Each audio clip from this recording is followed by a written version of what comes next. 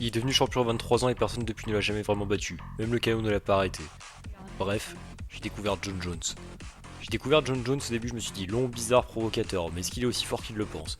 Puis j'ai vu son timing, puis j'ai vu sa lutte, puis j'ai vu qu'il jouait avec des anciens champions comme à la PlayStation. Et là j'ai compris. Jones c'est pas un combattant, c'est un problème insoluble. Il devient champion à 23 ans en détruisant Shogun Roa, puis il aligne Rampage Jackson, Rashad Evans, Kyoto Machida, Victor Belfort, Glover Teixeira d'ici. Aucun ne trouve la solution.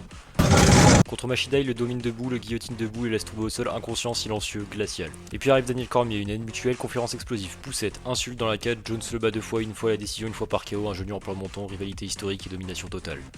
Après avoir régné en lourd léger, il prend une pause longue, puis il revient en poids lourd et en 2023, soumission sur Cyril Gane en 2 minutes, champion dans 2 catégories. Et récemment, il bat Stipe Miocic, le plus grand poids lourd de l'histoire de l'UFC, encore. En clair, Jones est peut-être l'athlète le plus controversé, mais sportivement, personne ne fait mieux. Bref, John Jones c'est pas juste un GOAT, c'est un paradoxe inarrêtable.